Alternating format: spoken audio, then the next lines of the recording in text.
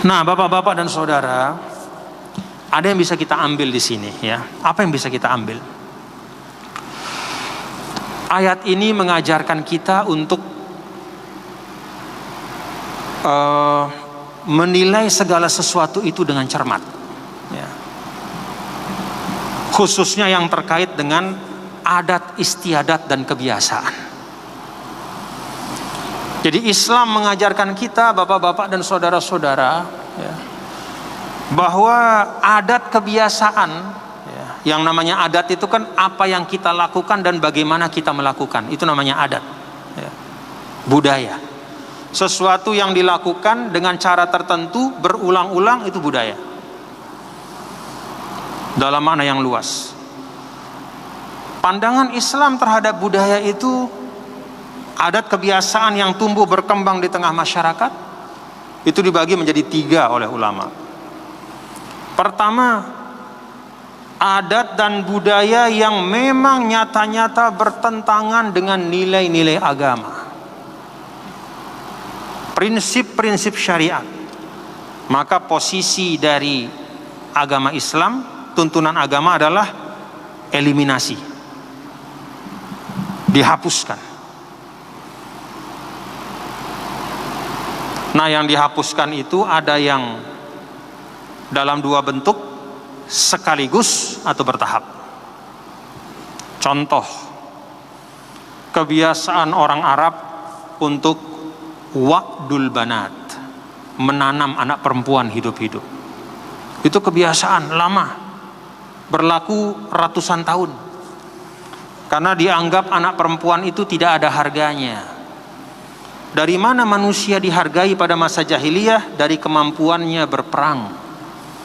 Karena perempuan itu tidak bisa naik kuda, main pedang, menombak musuh, maka dianggap tidak ada harganya. Karena itu dalam Al-Quran kan begitu, ya. Idza busyira ahaduhum bil untha dhalla wajhuhu muswadda wa huwa kazim. Kalau diberitahu, Pak, udah lahir anaknya, laki perempuan, oh langsung iswada, mukanya langsung jadi hitam, katanya Al-Quran. Mukanya jadi menghitam, artinya mukanya itu kecewa berat. Ya tawara minal qaumi min su'i ma busyira bih, sembunyi malu dia dilihat oleh orang. Maka banyak yang kemudian akhirnya dikubur hidup-hidup perempuan. Ini adat budaya, jelas bertentangan dengan ajaran agama, maka dihapuskan. Dan dihapuskannya pun seketika, tidak pakai proses lama-lama. Karena ini menyangkut nyawa. Kalau pelan-pelan dihapus, nanti lebih banyak lagi korban, gitu kira-kira.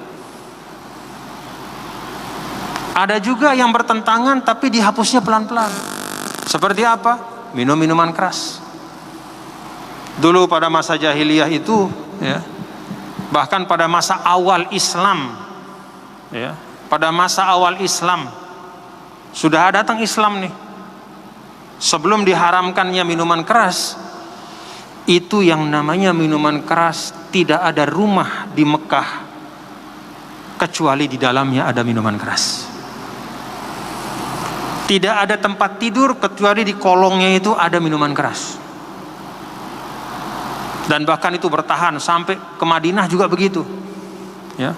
Sehingga ketika turun suratul Maidah itu, fajtanibuh, maka jauhilah. Lalu kemudian semua memecahkan minuman keras tuh, kata para sahabat, sampai minuman keras itu menyentuh mata kaki kami, saking banyaknya. Jadi di jalan itu, apa bahasa kita tuh, belabur sama arak, sampai mata kaki banjir. Bukan air hujan, tapi minuman keras. Nah, karena adat ini sudah sangat lama dan sudah merasuk ke dalam seluruh aspek kehidupan, maka dihapuskannya itu perlahan, bertahap oleh Allah. Kan itu ada dalam Al-Quran, ya. Mulai dari tahapan pertama adalah apa? Fihi ma ismun, ya. Wa manafi'u linnas wa ismuhuma akbaru. Nah, Mereka bertanya tentang berjudi dan minuman keras. Wahai Muhammad, katakanlah, di dalam dua perbuatan itu ada dosa, ada kejahatan, dan memang ada juga beberapa manfaatnya, tapi kemudaratan dan kejahatan itu lebih besar. Nah, mulai diajak berpikir, apa kebaikannya minuman keras dan judi itu? Ya, minuman keras itu kebaikannya artinya bisa jadi bisnis, ada untungnya kalau diperjualbelikan. Tapi ismuhuma akbaru, nah, dosanya lebih besar. Maka mulai orang berpikir. Tahap kedua, la taqrabus sholata wa antum sukaro. Jangan kamu mendekati sholat kalau lagi mabuk. Maka terpaksa 5 kali sehari. Orang-orang yang mabuk itu kalau sudah dekat waktu sholat, dia buang. Ya, jangan sampai dia teler pas lagi sholat itu. Kita bayangkan coba. Jadi dia buang, katakanlah setengah jam sebelum sholat. Artinya apa? 5 kali sehari mereka itu akhirnya terkondisikan menjauhi minuman keras cara Islam. Lalu kemudian barulah fajtanibu, diminta untuk menjauhi sama sekali. Akhirnya barulah kemudian itu proses. Jadi adat budaya yang bertentangan dengan prinsip-prinsip agama, ya bertentangan dengan nilai-nilai Islam itu, posisi Islam apa? Dihapus seketika maupun bertahap. Yang kedua, adat kebiasaan yang sebenarnya mengandung nilai yang mulia, tetapi ada penyimpangan di dalamnya. Apa contohnya? Nusratul qabilah, membela keluarga atau membela suku zaman dulu. Zaman jahiliyah itu kalau ada anggota suku itu melakukan suatu kezoliman, katakanlah membunuh orang, lalu dia kembali ke sukunya, maka dia akan dilindungi oleh sukunya itu. Sehingga kalau keluarga dari yang dibunuh itu datang, dia akan berhadapan bukan kepada satu orang, kepada semua. Akhirnya bisa perang suku. Istilahnya, pokoknya ini keluarga, mau jahat, mau bunuh orang, mau apa, kita akan bela sampai tetes darah terakhir. Nah, ini diluruskan oleh Islam. Ya, jadi ditadil, direvisi, ya, dievaluasi, direvisi dan dikoreksi. Maka Islam mengajarkan boleh dan bagus kalau kita menolong saudara, ya. Tetapi harus dengan cara yang baik. Kalau saudara kita itu memang benar-benar dizolimi, maka boleh kita bela dengan nyawa. Kalau dia dizolimi, dengan kehormatan, kita jaga, kita bela. Tapi kalau saudara kita itu menzolimi, maka bukan begitu caranya membela. Caranya membela adalah kalau dia belum berbuat zolim, cegah dia, jangan dibiarkan. Kalau dia sudah kedung berbuat zolim, maka tegakkan hukum dengan keadilan. Nah, jadi budaya yang berkembang di tengah masyarakat, ya, terkait dengan membela teman, membela suku, itu dimodifikasi oleh Islam, diluruskan, tidak dihapus, dikoreksi. Ada juga, yang ketiga, budaya yang mengandung nilai yang baik dan juga caranya itu tidak bertentangan dengan tuntunan agama. Maka terhadap budaya yang seperti ini, Islam mengakuinya dan bahkan memperkuat maknanya. Diperkuat oleh Islam. Kalau zaman dulu orang Arab terkenal dengan karom, kemurahan hati.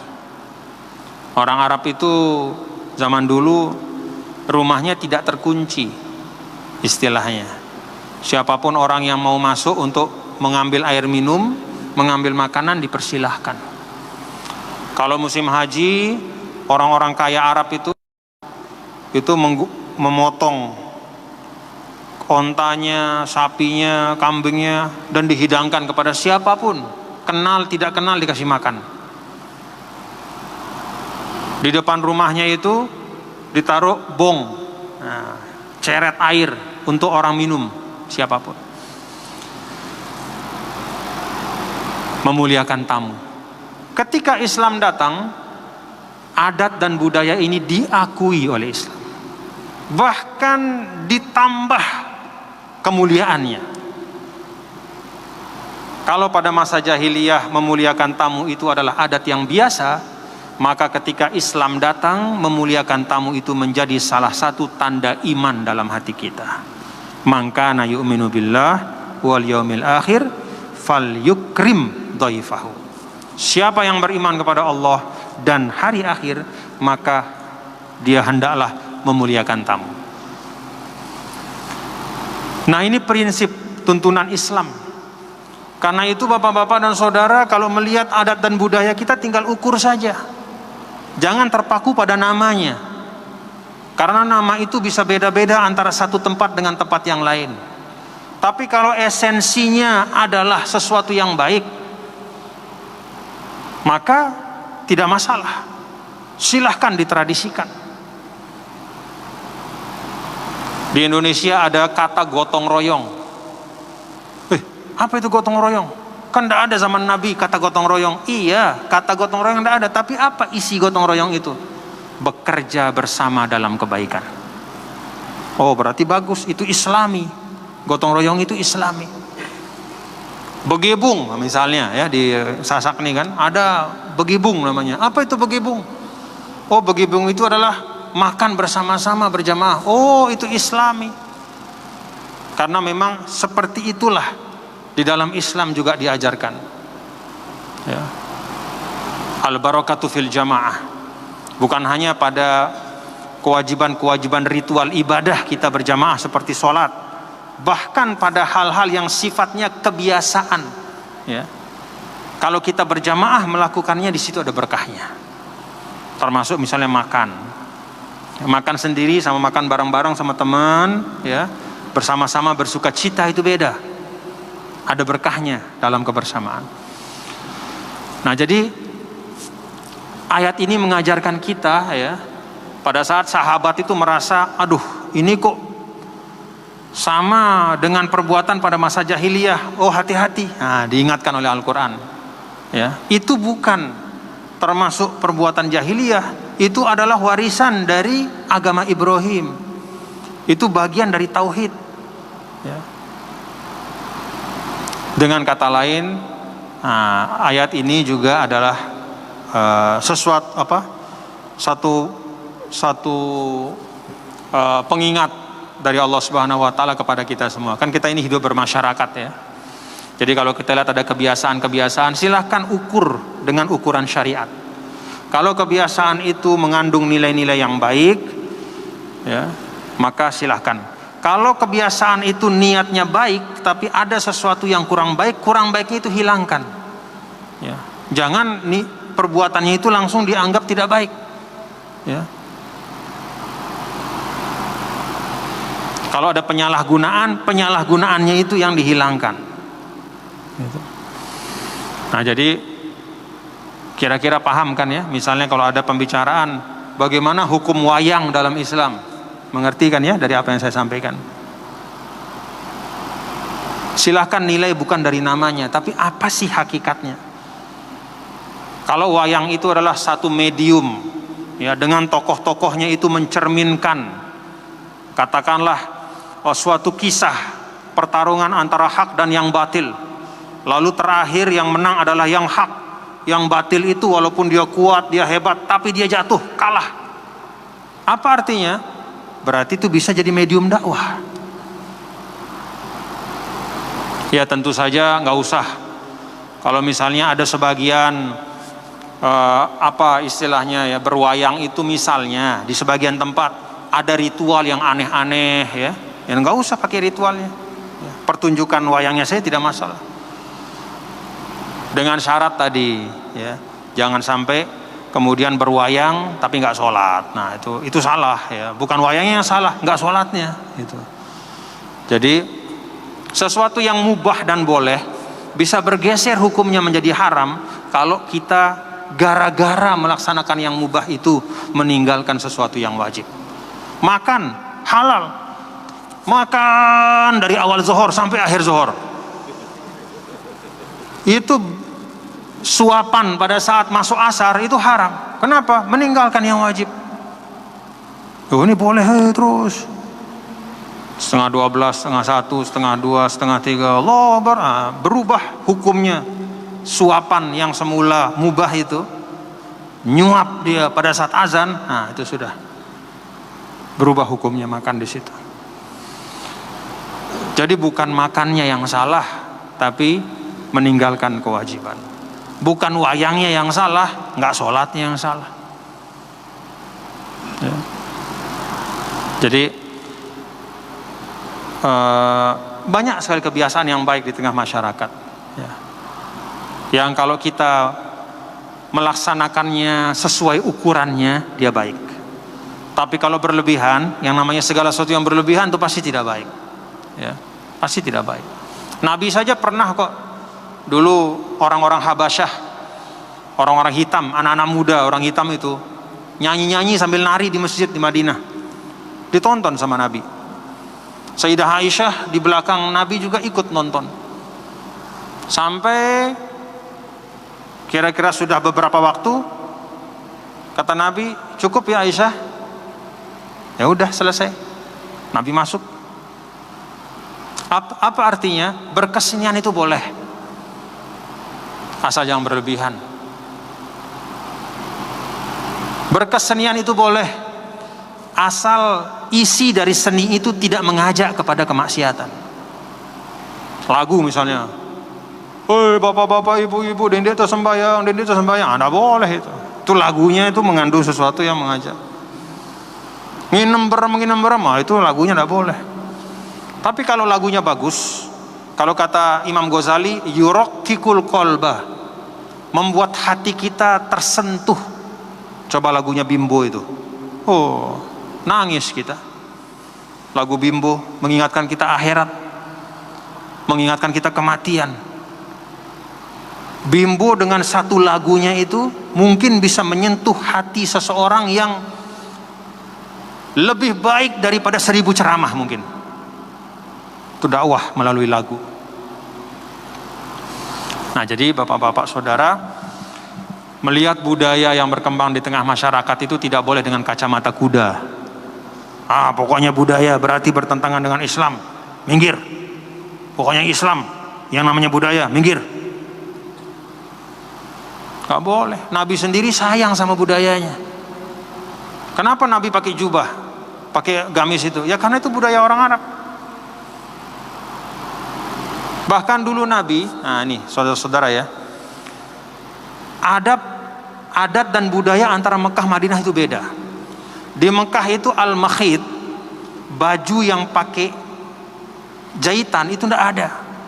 Jadi orang di Mekah itu biasanya itu apa namanya itu, berkelumbung-kelumbung doang.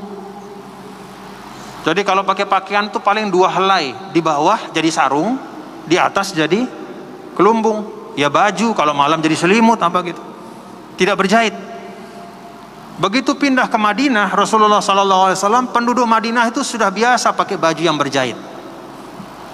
Jubah itu berjahit, ada tangannya. Apakah Nabi tetap menggunakan pakaian ala Mekah? Tidak. Nabi berubah, pakai pakaian orang Madinah, pakai pakaian berjahit. Apalagi setelah orang Yaman masuk Islam, orang Yaman itu jubahnya besar-besar. Kalau kita lihat tuh jubah-jubah itu yang dipakai ulama itu dari Yaman dulu asalnya itu, dari Yaman, dari Persia. Kalau orang Arab asli Mekah Madinah tidak ada yang pakai jubah kayak begitu. Begitu datang orang Yaman, orang Persia masuk Islam, apakah kemudian Nabi tidak pakai pakaian itu karena asalnya dari orang kafir? Tidak, dipakai sama Nabi. Lebih bagus, lebih bisa menahan dingin. Jadi ada perubahan. Di Mekah orang Arab itu tidak ada yang punya kloset dalam rumahnya. Jadi kalau mau qada hajat pergi dia ke tanah jauh-jauh itu. Ke padang pasir. buang hajat, timbun seperti kucing itu. Ya memang begitu, ya. Bukan kekurangan juga, memang begitu adatnya. Tapi begitu pindah ke Madinah, berkembang, buat rumah di Madinah, ya seperti orang Madinah. Ada toilet, ada kamar mandi, nempel dengan rumah. Dulu di Mekah, Nabi dan para sahabat itu pakai gelas dibikin dari kayu. Begitu pindah ke Madinah, tidak lama kemudian, karena Madinah itu banyak banyak orang datang dari mana-mana, mulai dikenal gelas pecah belah dipakai oleh para sahabat. Jadi adat budaya ya, itu bisa berubah setiap saat, setiap waktu. Termasuk stempel Nabi. Itu Nabi kan dulu tidak pernah punya stempel. Sampai akhir-akhir ketika Amul Wufud, ya, diberitahu Nabi oleh para sahabat, ya Rasulullah, biasanya kalau pemimpin-pemimpin di luar negeri, Raja Persia, Raja Romawi itu mereka selalu mengirim suratnya di stempel, tanda bahwa surat ini sah, resmi. Karena itu ya Rasulullah, kalau engkau mengirim surat kepada mereka, engkau harus stempel juga. Kalau enggak percaya mereka. Nanti mereka bilang ini raja abal-abal atau pemimpin abal-abal gitu. Akhirnya apa? Nabi bikin stempel. Tulisan di stempel itu Muhammad Rasulullah. Jadi Islam itu menerima perubahan adat dan budaya, kebiasaan, selama dia tidak bertentangan dengan prinsip-prinsip agama. Justru karena sifat Islam yang bisa menerima budaya-budaya yang baik, maka Islam bisa menyebar kemanapun di dunia. Jadi Islam tidak ngurus mau pakai jubah, mau pakai celana, mau pakai sarung, tidak diurus sama Islam. Yang diurus apa? Tutup aurat. Udah itu. Mau namanya jubah, mau namanya sarung, mau namanya apa lagi, segala macam. Yang penting tutup aurat. Udah itu ukuran. Makan juga, mau makan apa? Mau makan seafood, mau makan vegetarian, mau makan daging sapi, kambing, silahkan, selama tidak haram dan tidak berlebihan. Udah, sesuaikan. Nabi pernah pergi, dihidangkan dop, semacam biawak itu. Nabi agak begini. Sahabat nanya, haram ya Rasulullah? Saya nggak makan karena saya nggak tahu ini apa. Saya nggak biasa makan ini. Jadi tidak semua yang ditinggalkan Nabi, nah ini jadi kaedah ya.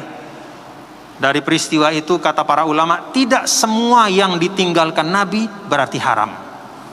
Tidak semua yang tidak pernah dikerjakan Nabi berarti haram. Jadi meninggalkan sesuatu tidak otomatis berarti dalil tidak bolehnya sesuatu itu. Paham bapak-bapak ya? Apa yang menjadi dalil dari tidak bolehnya sesuatu? Penegasan tidak boleh. Nah itu baru dalil. Tapi kalau Nabi tidak mengerjakan, itu tidak bisa serta-merta dikatakan bahwa sesuatu itu tidak boleh. Yo, kenapa kok baca Yasin malam Jumat? Kan tidak ada hadisnya Nabi. Oh iya. Memang tidak ada hadis dari Nabi yang sahih langsung tentang membaca Yasin malam Jumat yang sahih ya. Tetapi para sahabat sendiri, para tabi'in tidak memahami bahwa karena tidak ada itu berarti nggak boleh, enggak. Buktinya apa? Mereka sendiri banyak yang baca Yasin malam Jumat. Kenapa mereka baca? Mereka memaknakan secara umum ya. Firman Allah Ta'ala ya, untuk memperbanyak membaca Al-Quran, kemuliaan surah Yasin, fadilah-fadilah surah Yasin, itu dipahami. Kemudian kenapa mereka membacanya malam Jumat? Ya karena malam Jumat adalah malam yang mulia. Jadi tradisi sahabat, tabi'in.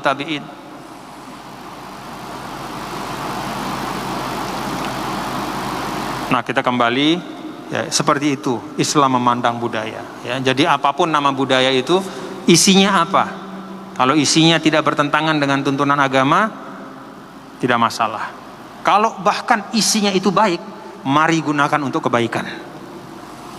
Gunakan sebagai jalan dakwah. Dengan itu maka Islam akan terasa menyatu dengan kehidupan kita. Menyatu dengan kehidupan. Wallahu alam bishawab. Terima kasih. Mudah-mudahan ada manfaatnya. Rabbana taqabbal minna innaka antas samiul alim. Tub 'alaina innaka antat tawwabur rahim. Rabbana atina fid dunya hasanah wa fil akhirati hasanah wa qina adzabannar. Allahumma anfa'na bima 'allamtana ya Allah, berikanlah kami manfaat apa yang Kau ajarkan. Wa 'allimna ma yanfa'una, dan ajarkan kami apa yang bermanfaat untuk kami ya Allah. Sallallahu alaihi ala sayyidina Maulana Muhammad walhamdulillahi rabbil alamin. Assalamualaikum warahmatullahi wabarakatuh.